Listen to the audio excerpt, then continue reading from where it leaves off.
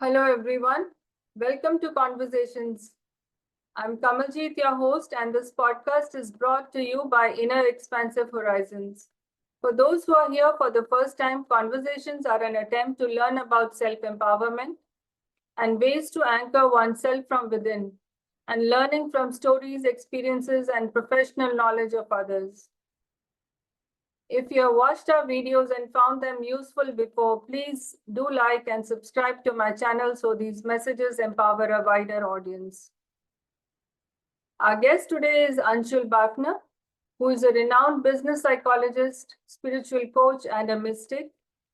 She is also a twice celebrated TEDx speaker, poet, influencer, motivator with nearing 2 decades of helping businesses. She is also the founder of Soul School that focuses on personal, professional, and spiritual development. She is certified in business psychology, personal development, spiritual counseling, meditation, holistic healing, mindfulness, and is a hypnotherapist as well. Her knowledge stems from her own abilities as a gifted psychic and triple masters from the best schools across the globe. And not to miss her MSc in Vedic Sciences and the art of yoga.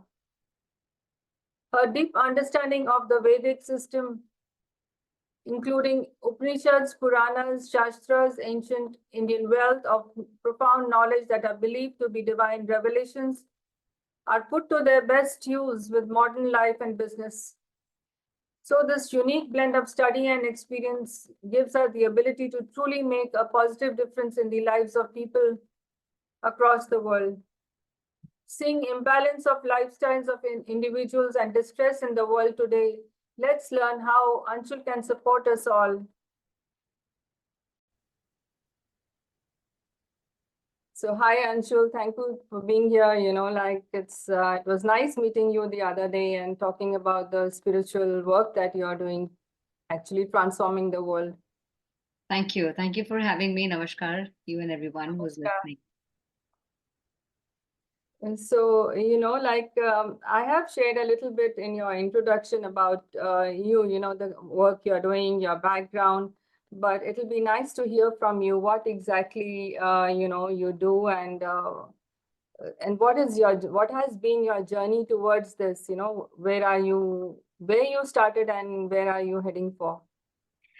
Um, so I will just keep it as brief as I can. My whole job or my whole work is to blend spirituality with modern world. So I'm trying to get these two things together because I think in the modern world today, in the fast-paced world, we kind of slack on the areas of spirituality or self-awareness or self-growth, and but it's very rooted in the old Vedic wisdom. So my whole point is to kind of blend the two things together. That's the crux of what I do. But otherwise, to understand, I teach. I am a professor and I'm a spiritual coach. I'm a hypnotherapist. So I do a lot of work with people across the globe for hypnosis, for regression, for healing. I teach the Gita and the Upanishads. I also teach mindfulness, and I'm a yoga teacher. So I get all the areas of working with yourself and the modern world together. So I blend the two things. So you get the best of both worlds. And your second question was where this journey started from and how it started on.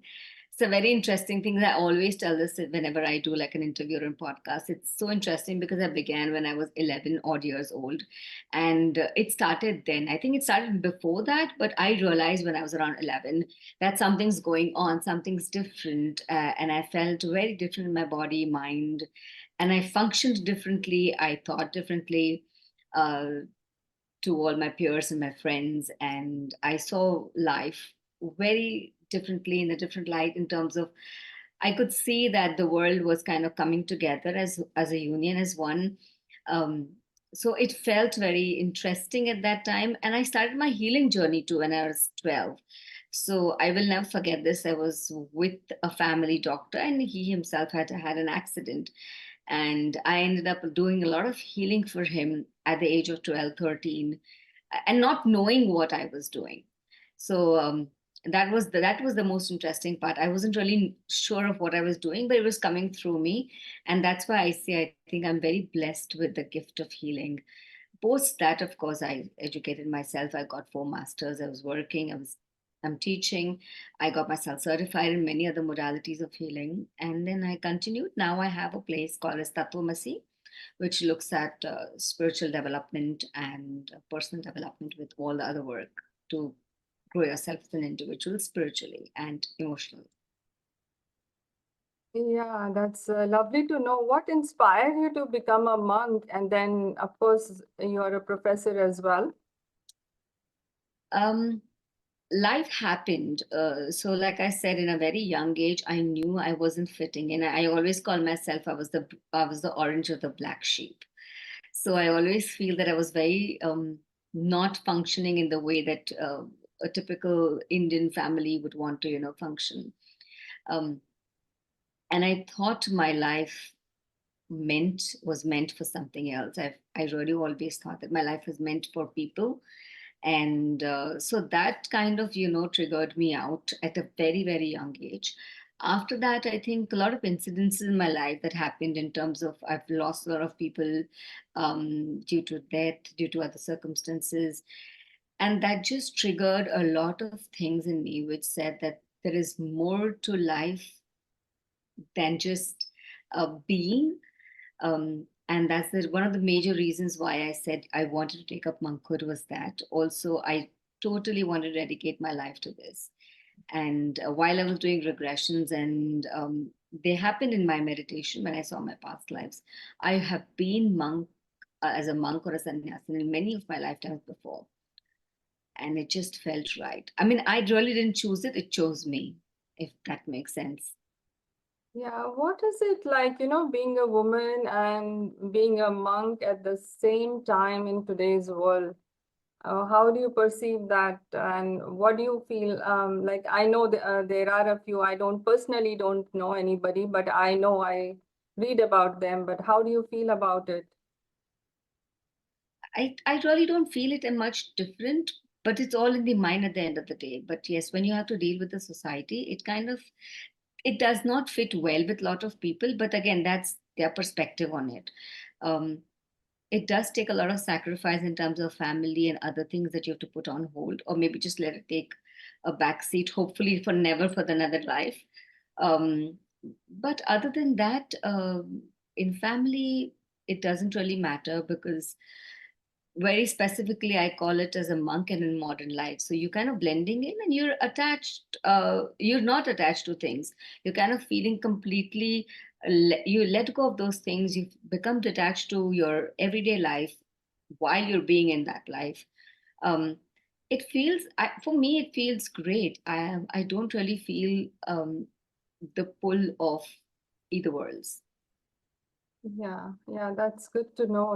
It's interesting because sometimes I feel that women, who walk this path face many challenges in this world. Even in the spiritual sector, Yes. they will face a lot of Yes. maybe good and bad criticism both. I no criticisms will come, and it's a whole lot of criticism, a whole list of it. A, you're a woman. A, B, you have to have a family. C, you probably you cannot be wandering because I travel a lot by myself to different places in the more spiritual places in India and otherwise. So you really cannot travel alone. How can we have women have a different body also, and that kind of becomes an hindrance sometimes. But I really feel that these hindrances are temporary. I think we'll have to overlook these things, otherwise we're always going to be stuck or we're going to fall back. But these criticisms come from many people, unfortunately, from closed ones and family and other people around, who think you may not know enough, which is as they wish to think. But also for the fact, one of my major issues or criticism has been also that you're living in the modern world and you really cannot do what you're doing if you're living in the modern world. And if you're traveling, you're going out, you're teaching, you're going out for dinners, how can you cannot keep the balance. However, I would like to say that's untrue. If your mind is focused on the divine, the spiritual aspect of your being, You can go wherever you want to go, it's in the mind. I totally agree with you, and people like you are really needed in this world to have that, to see that, or make things change here. To make things happen.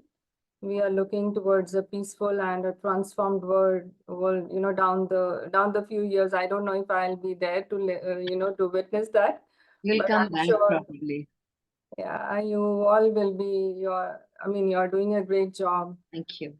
Yeah. So tell me one thing, how do you integrate your teachings from the Bhagavad Gita and the Upanishads into modern leadership and psychology? So, like I said, I teach these subjects. So every time I'm doing these subjects, even when you're teaching psychology, I will start off with our Upanishads. The first opening statement is jigyasa, so curiosity. So these kind of aspects, I'll kind of pull it in while I'm teaching my management students. So I'll introduce curiosity to them. I'll introduce the aspect of curiosity, what it is, who am I, what am I doing, why am I here. If you look at a couple of Upanishads, they ask you a lot of interesting questions about life and death. They ask you about how the universe is, why are you doing what you're doing. So these aspects from the Upanishads I kind of pull in, and we do a lot of workshops. We do a lot of quick games for the Bhagavad Gita also. I think there are some very important leadership lessons that we learn. So during my leadership courses, I usually take up one of the epics, and we will kind of, um, you know, have those characters in the Gita, and kind of work on every character and see what the leadership skill is. What is the gap? How can we fill? Do we have that skill set or not? If you're doing a profiling, a personality profiling, we kind of take up one of those characters and understand their personality. What kind of a personality do they have, and what is it that we would like to integrate from them? There are so many other aspects that we can use. For example, the Vedic aspect of sutras. So we use this word so commonly. This is a sutra for something. So exactly what is a sutra?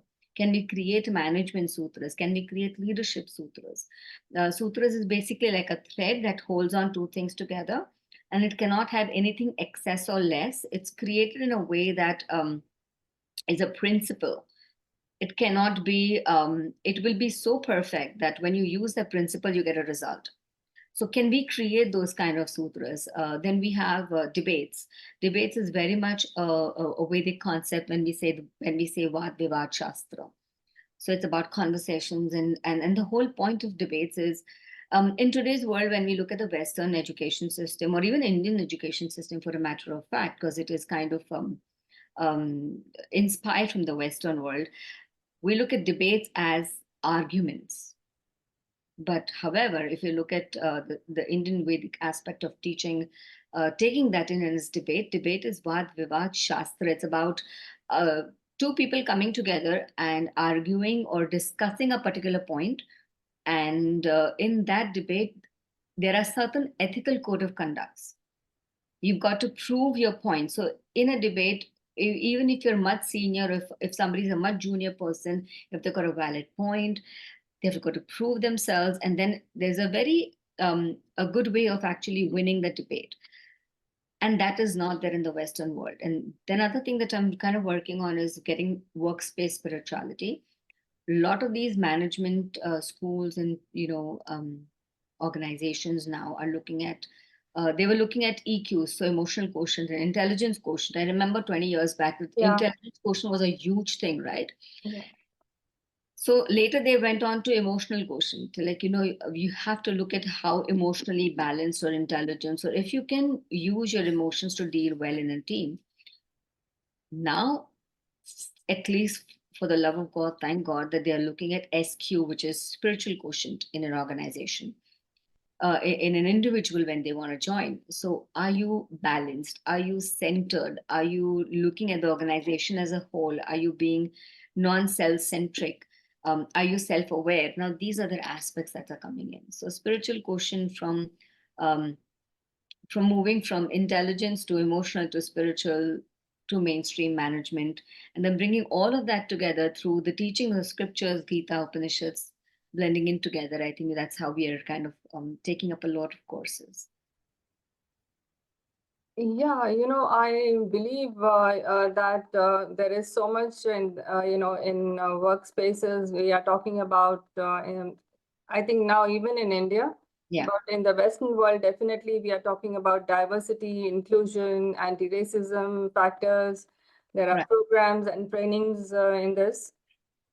But I think spiritual factor, the spiritual quotient is very important, and Um, it can overtake all these. We don't need any of these. I think this takes Absolutely. over, If and that that is if my, that quadrant is filled well, you don't need anything else because yeah.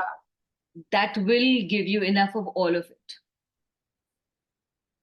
Yeah, I totally agree with you, and that's the reason why people like you are needed in the corporate and the non-profit, whatever sector, public sector. You need to be there and really spread your message.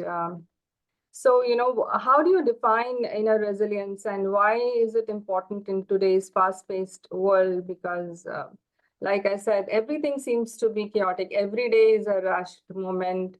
The news is disappointing. We don't hear anything good.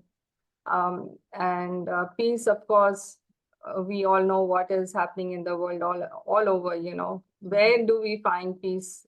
There is no peace within too. And what is it about inner resilience? Like, how does your practice and how do your programs help one stabilize? So when we talk about resilience, and it's such a popular topic, I must Yeah, say, because it is so important, and I understand that. It's so basic. Well, I like to make things very simple, so it's just like breaking down into simple chunks of information that you can actually digest. So resilience for me is just, and it's definition wise also just the ability to get up when you fall down, emotionally, mentally, and otherwise. um, Resilience is the most important thing in today's world because you rightly said it is so fast paced that you do not know. Sometimes you just stumble away and don't know when to get up because it's like people walking all over you. You do not know. It's a frantic world, right? Um, for inner resilience, I think the most important key ingredient is knowing, understanding, and anchoring yourself. So when you understand, and I don't say in a very broad perspective of knowing yourself because that's like a whole journey of spirituality, but knowing yourself as in who you are, what you want to do, what are the areas that you would want to work on, and a huge core aspect of courage of acceptance of what situations are, how they are dealt to you, and they've been given to you, served to you, and you've got to really deal with those situations. And that can only happen if you have a core aspect of acceptance in you. And that again happens, that acceptance aspect happens when you understand that a bigger picture or a bigger force is at play. And now that's my take on it. When you understand that you are working on a bigger canvas of characters, right, and you are just playing your part and everything is correctly happening in synchronicity in the universe, you will know that whatever is happening with you is supposed to be happening. And when you have that acceptance and you know you have to reach somewhere, you when a person kind of falls down emotionally, spiritually, mentally, relationship wise, they look at it as a learning curve. And when you look at something as a learning curve, you cannot get upset on it because that's what it's teaching you. It's thank God it happened. And that's what I do in my program. So we kind of really break down and understand what I am doing, where am I now, what are the areas that I need to work on, what are my learning curves, what are my learning lessons in this lifetime. So it's like we have modules in a course, in a graduation or a master's program. Same thing, do we, what kind of modules, what kind of major subjects or what kind of minor subjects we have in our life. We understand that and work on it. Then we look at the patterns. When we look at a pattern of something happening over and over and over again, we will realize that it's happening for a reason. When we understand that, it's kind of an after effect or a pre effect that works on your resilience too. So when we're doing the program or any programs that I have, or we do a lot of self awareness, we do a lot of understanding, we take a very, very deep, courageous dive into knowing what's going on in our life, taking a whole point of view from all the angles of your mind, the world, the wise person's point of view of the blueprint of life.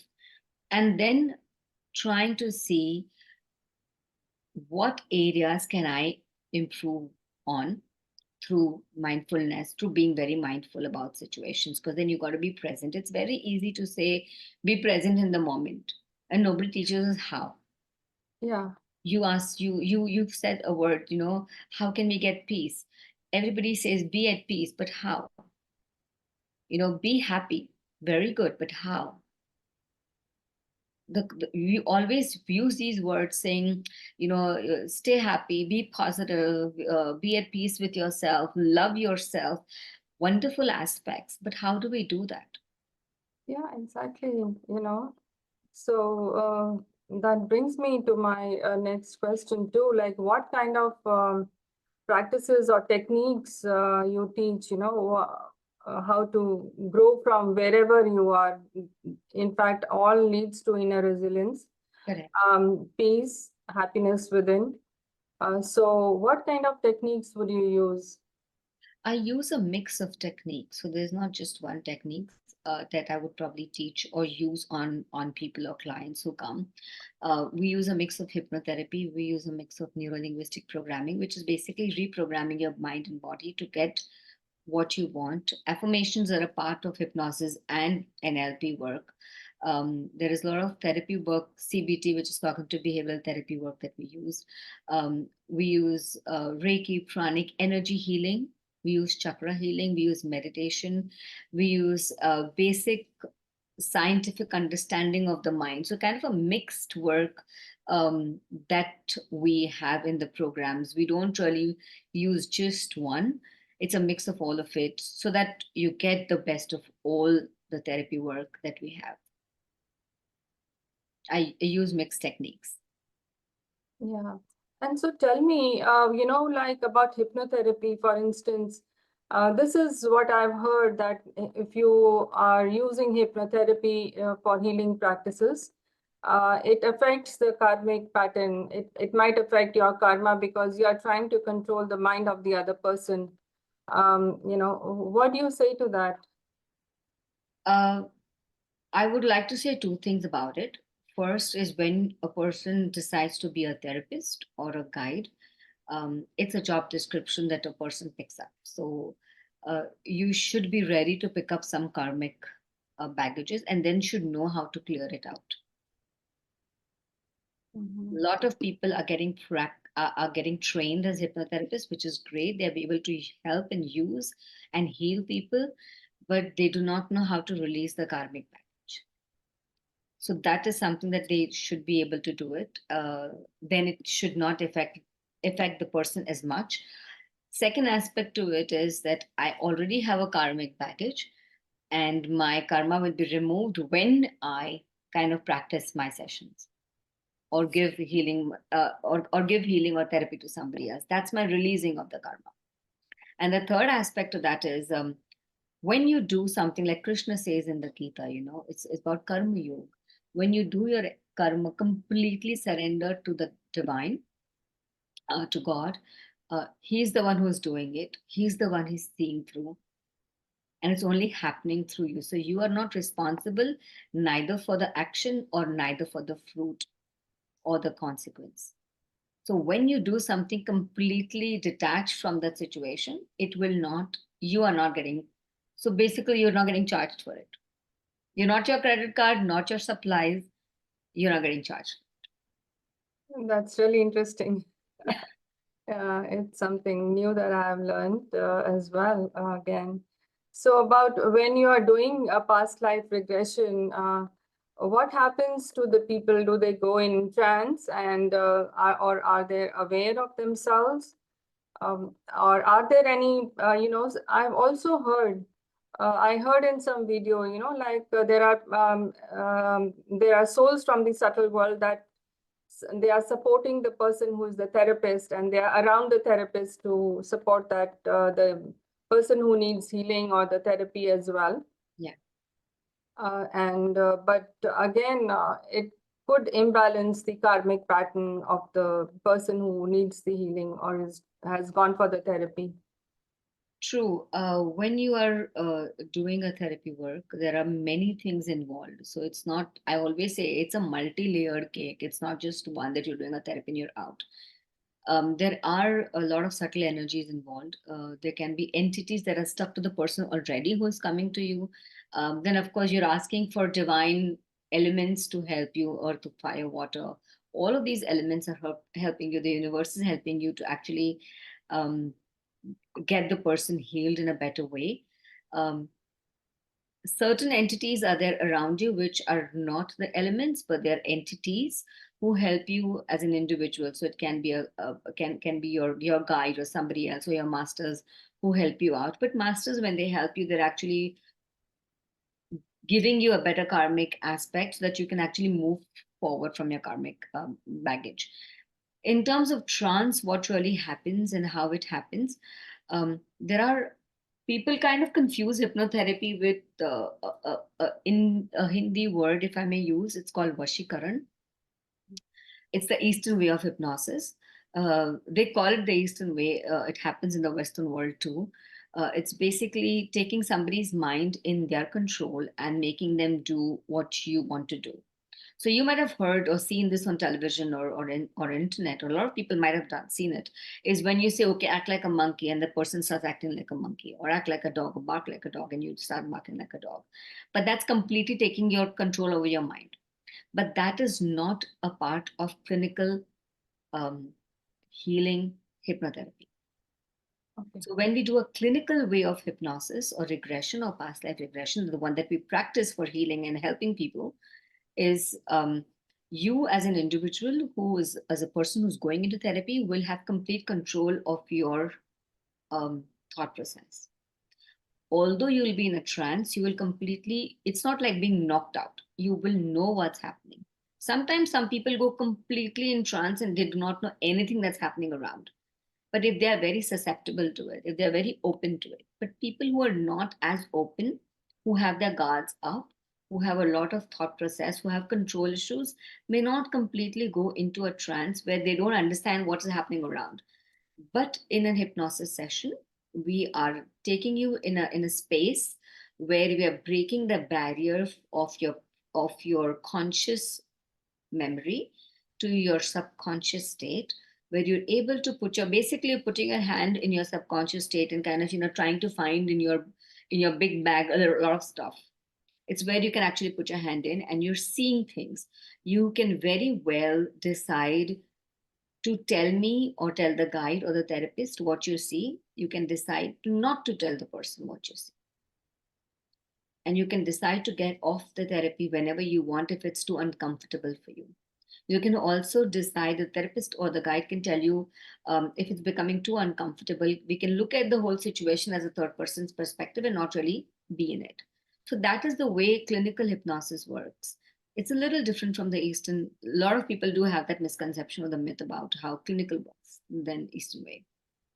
Yeah, and how does science, the scientific information or research, what has it got to say to past life regression and hypnosis? So there have been so many researches on it, on hypnosis and regression and past lives. There have been researchers a couple of years back where they kind of put people in like a cubicle where they wanted to see if the soul really moves or not, and they've seen that when the person dies there's a crack and they can feel in those electromagnetic fields where the little thing is going off, but nobody knows what it is. So I really feel there's a lot that the science cannot capture at the given moment. It will at some point in time, of course, because it has also captured the way telepathy works. When somebody's there and somebody's really on the other side of the continent or the world, and their electromagnetic waves are on the same frequency, and then they pass messages, because at the end of the day we're all so interconnected. Yeah. It's unbelievable the network that we have of our minds and souls across the globe, or maybe even further down. um, Science has been able to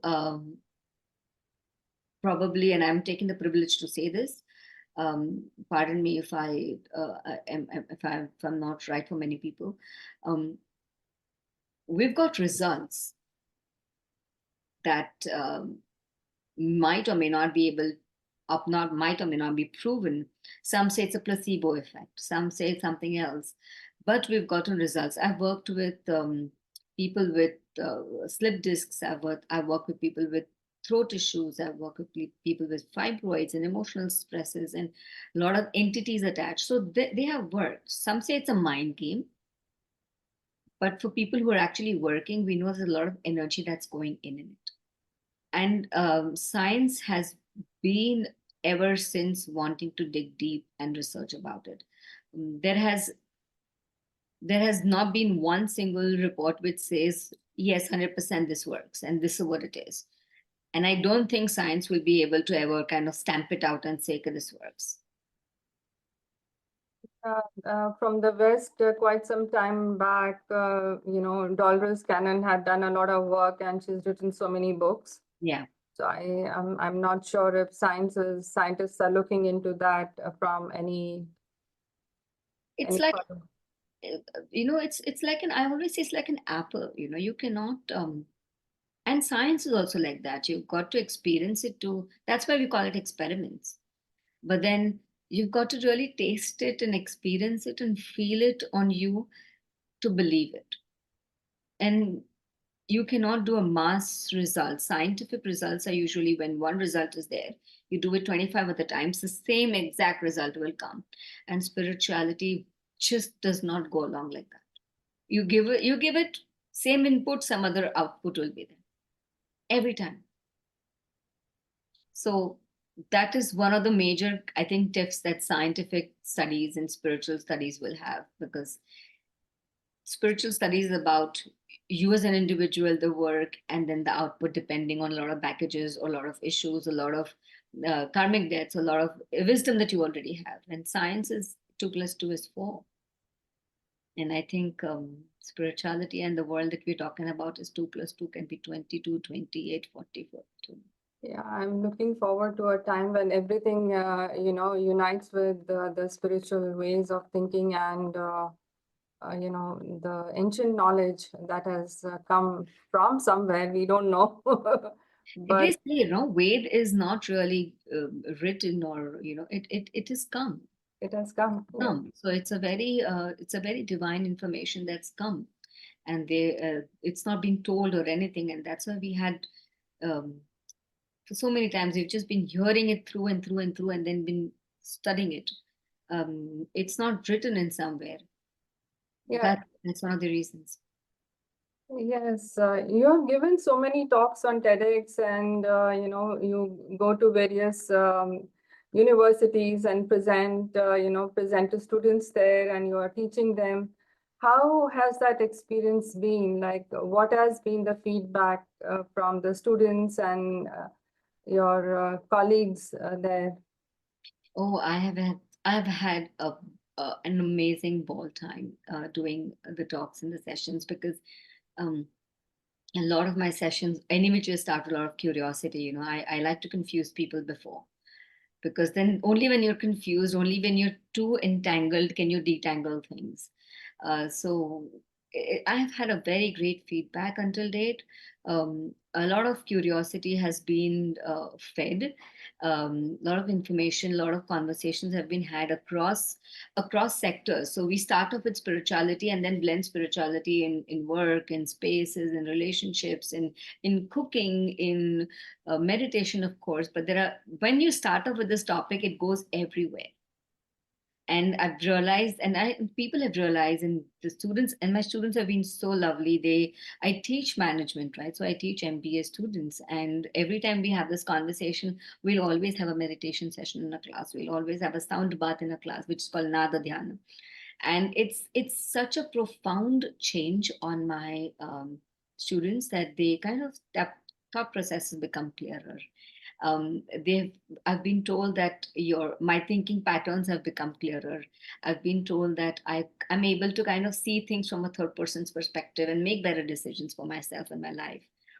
So these kind of aspects I've always gotten these feedbacks from people, and that's why I say, talking on these platforms, I really take the opportunity, with God's grace, to tell people that don't look at spirituality. Oh, I will get 2 hours in a day and I'll do it, or I'll get 20 minutes in a day, I'll do it. It has to eat, breathe, live, sleep, everything.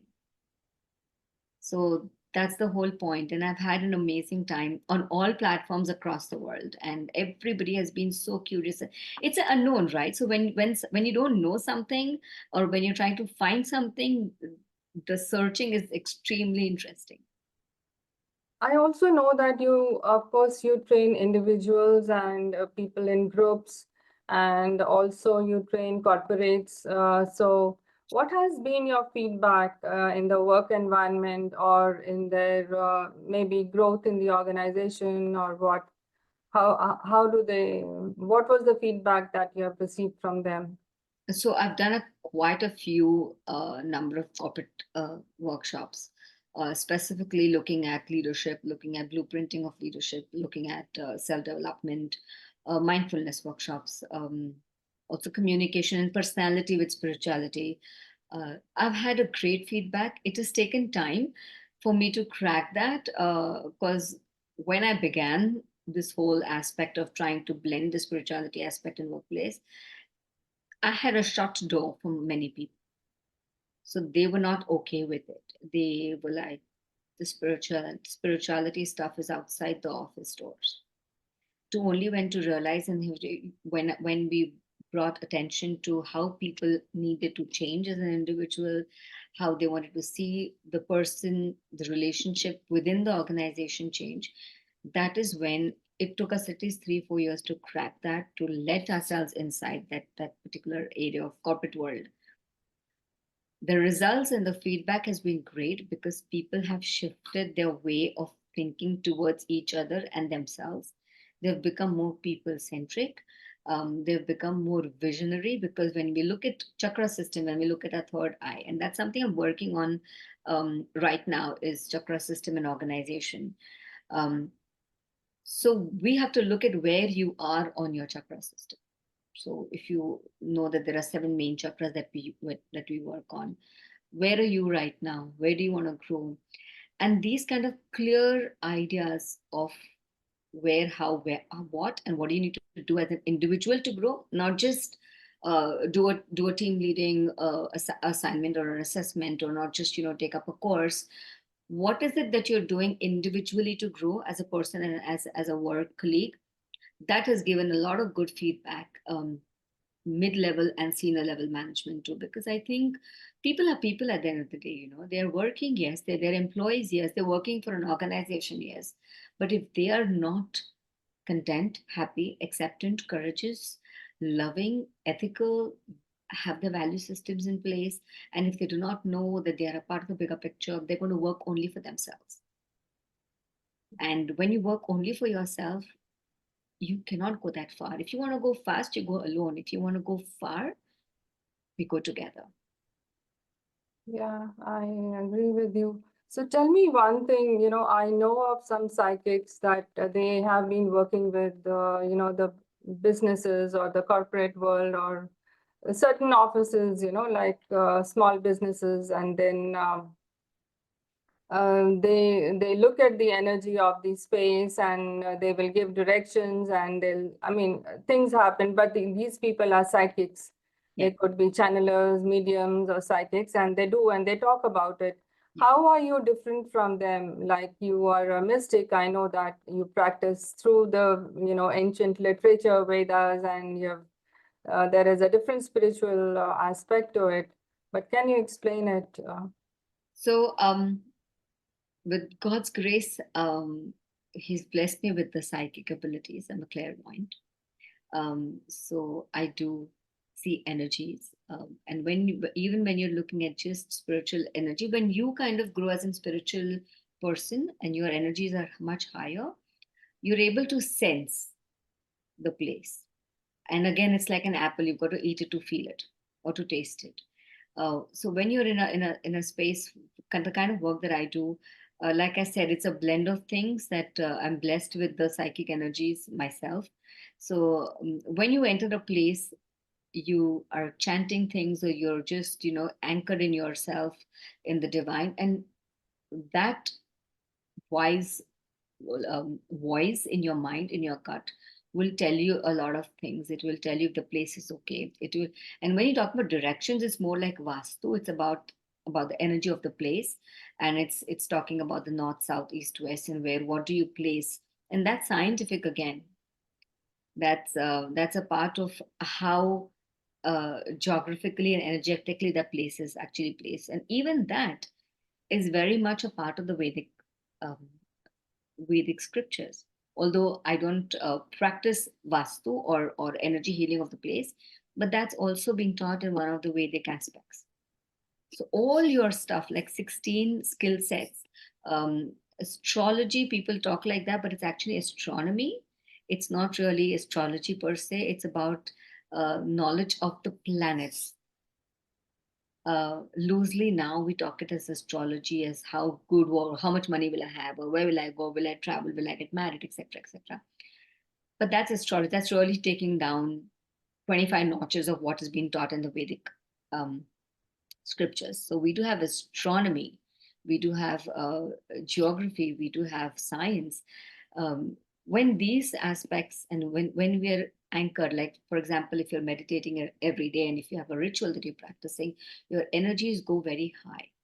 You're vibrating on a much higher frequency, and when you're vibrating on that frequency, the minute you step into a place, you will know if that place is good or not, energy wise. um, is it good for a business for somebody else, if that's what we want to know, and if I have to do that without actually using or dipping my hands into the psychic abilities, you can do that because your masters are always talking. You're so connected to your higher being that they will tell you, because you're there to guide people, you're there to help people, you're there to, your entire job is for people. So they are the energies, the entities around you, your masters, are also protecting and guiding you to actually fulfill your job. So then they will let you know, they will tell you. It's a very beautiful experience to have. Yeah. So, where do you see the world going today, especially when we are talking about young women, youth? I basically talk about women Mm. and their well-being, because they are doing so many things. They are looking after themselves, their families, they are working, and there could be many other things. And young women have also too many distractions now because, they move out, they live by themselves, and it's not easy staying away from the parents too, like as we were traditionally raised. Mm. And it can, and then there are peer issues, there are challenges, you need to move forward, you are fighting with your own self, Yeah. so can lead to mental breakdown. So what do you have to share, what can help them? Um, so I'll begin with what you asked me in terms of where do you see this going. Yeah. Um, and I'm a very, very, I call a spade a spade. So I'm going to say exactly what I think. Um, Many may not like it, but I think it's really going in a direction where it's going to get decently worse. It's going to be a situation where people are not able to handle themselves. However, having said that, there is going to be a lot of shift in energy, and a lot of spiritually enlightened, spiritually um, focused people are also increasing. Yeah. So it's going full, but it's going in a split direction. So you're going to have a lot of these negative depression, frustration, anger, relationships, trust. These are just going to multiply. But at the same time, we're having a very strong parallel set of people who are going to be extremely focused on spirituality, focused on themselves, focused on helping other people. So I think those two things are happening so parallelly and so beautifully in the same amount of force. So I see the world going in a situation or a place where it's going to need help, but the help is going to be available for the people who really want to take the help. And you should be courageous enough to be able to take the help. For women who are, and specifically women oriented, if I look at that, it's the world for women now. It's the time for shining. It's the time for being, right over there for generations and for years and for eons, that they have been pushed and suppressed down. Now that they are shining off, they're really coming ahead, really saying things the way they want to say it and do what they want to do, and it's only going to get better for them. But my strong understanding and my advice, from my perspective, is while we are doing that, make sure that we don't um, cross the line of uh, spiritually aware, wanting, courageous, to just doing because I want to do it and hurting somebody else. So that is where that line has to be really taken care of. And not just women, I think men, women, everybody. And being away from family, being away from your parents has taken a toll on a lot of men, women equally. And depression, like you said, has been a major thing. What they can do is, it's very simple. It's not rocket science. It's just be present. Um, Put your foot down, just hold on, don't run around. It's like catching your own tail. I think we're all trying to catch our own tail, and that's the problem. So if we just kind of slow our speed down, consciously slow ourselves, may not be for 7 days a week, maybe if we can consciously slow ourselves for 1 day a week, just really reduce the speed of what we're doing. If you'll notice, and I'm sure you have noticed, that the time is passing very fast now. What I could do 40 years back in a day, I can't do half of it in today. And not because you're getting older, it's just because the time is just going. Mm. If you see Monday and then Sunday and then Monday comes and then again Sunday's coming, you don't know where the week is going by. You don't know where the day is passing. You don't know where the months. You're in 2024 July. I just realized that we just did a new year. Yeah. So the time is so fast. The only way we can deal, and because we are not able to function, our minds are going faster. Our focus is becoming shorter. We can only do 3 seconds of focus on something right now. So if we can slow ourselves down, if we can just breathe, if we can just anchor ourselves to something that we think is important in our life, even just a simple anchor, that holds you down as an individual, that grounds you down as an individual, that will help every person, man, woman, anybody, or anybody other than man, women, because we have different um, genders and different things that we're looking at in today's world. So, whoever it is, any individual, any soul that wants to uh, do well, has to have an anchor, has to have gratitude, has to have, needs to slow down, and needs to look at your life with courage and acceptance. And the thing that we started off with, resilience. It is what it is. Just move on, and don't hold too many packages. I don't think packages really help. Yeah, I think we have taken a lot of. I will need another session sometimes later whenever you come back to Canada, Sure. or maybe, maybe from overseas, we'll see. I'll be more than happy to. Yeah, thank you so much. There's so much to learn from you, hear from you, and you need to share a lot. Thank Like you. I said before, that we need more and more people like you to support, I believe, support the youth, and we are seeing there's so much of chaos. It's only this spiritual anchor that can hold our planet, save our planet. Very true. No matter what anyone can say, the climate change, this, that, balance of the five elements is going to be through through spiritual healing of Mother Earth. Absolutely. Absolutely. I agree. So tell me, finally, like, what are the three things? I will share your information, in the video, and how people can contact you, and who are the main people should be looking out, who can reach out to you for help, and maybe, learn from you, take your training or programs, or take some healing course from you. Anybody who is wanting to make a life better, make their spiritual life better, want to connect with their spirituality, if there are any traumas, childhood issues, or relationship issues, or emotional issues, or anything they would want to work on, heal on, self love, acceptance, confidence, all of those things, areas we work on. Anybody who wants to take a decision, is not able to make one, we can always have a guided channel session for them, where we help them look for what is going to be best for them with the divine guidance and intervention. Um, yeah, so anybody who needs help, needs healing, needs guidance, needs protection in terms of energy, wants to learn meditation, because I've been teaching meditation for 20 years now.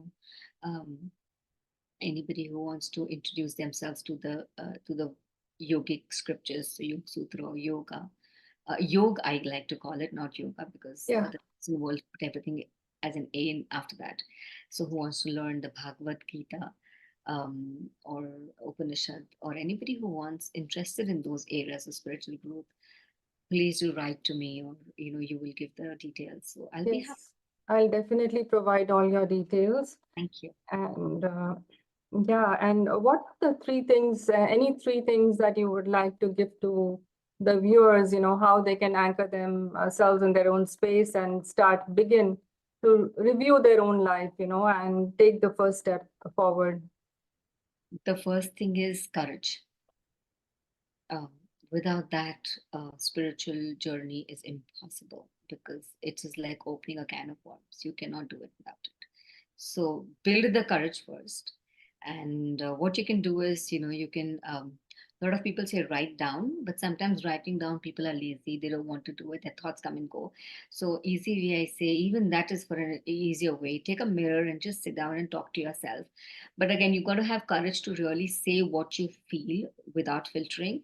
So that is one thing. And once that is out of your system, uh, you get a lot of acceptance of the situation. It happens naturally, so that can happen.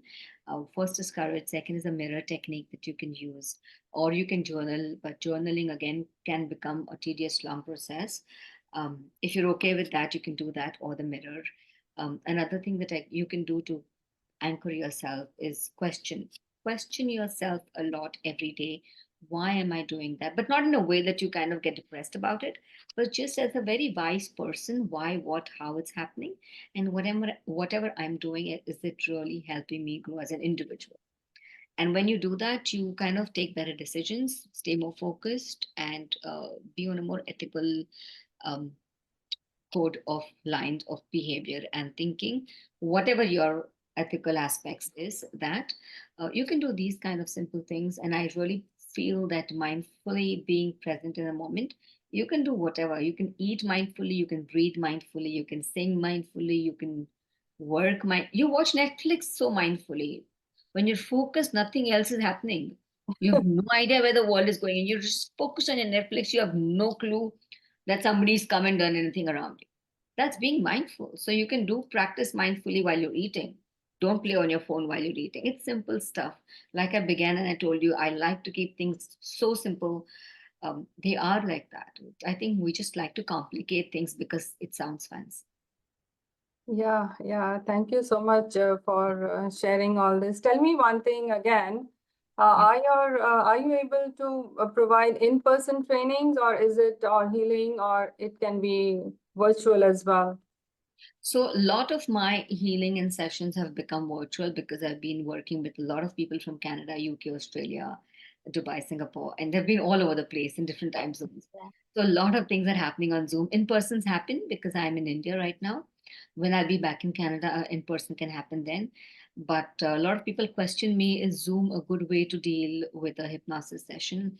I'm going to break the bubble and break the myth. It's fantastic because your headphones are right in your ears. You have no other distraction. You're probably listening to my voice far more than you would listen when you're next to me. So it's a great way to have a session is on Zoom. Yeah, yeah. Thank you for sharing this. This is good to know, because yeah, hypnotic sessions, I feel that maybe probably the in-person ones are better. No, But they are good. They're wonderful because then you meet the person. But if the world is becoming so much smaller with internet, and you cannot be everywhere, and you yeah, still want to have the absolutely. best people doing Yeah, it. yeah, yeah. So, Yeah, thank you. And next time you come, do reach out and let me know that you are there. absolutely. I'll follow you as well. Yes. Thank you so much for having me. It's such a pleasure and such a short notice. And I'm so glad we met and this happened. Yeah, I'm so grateful because yes, it was meant to be, and probably that's why I also attended the event, basically to meet you. That's what it seems So to be glad. like. No, no, really, it was it. And I can tell you one thing. Before we kind of go off, 6 months in Canada, and I think I've met such wonderful, beautiful souls. Really, such loving, unconditionally helpful, and I think if you really want that, you get that. Your like attracts your tribe, and I think if you are really wanting good people, you will only attract. And I'm so grateful to Canada and the people of Canada and Surrey and everywhere. They've been such loving and so warm, and including you, so welcoming. Yeah, I should say thank you for everyone, not only myself, and have deep gratitude for your presence on the soil as well, because we need more people here to change the energy of the space. Absolutely, no, God is kind. I'm sure many more will come. Yeah, yeah, yeah. Thank you. Thank you for being here, Anshul. We'll talk again Thank soon. you so much. Thank you. Speak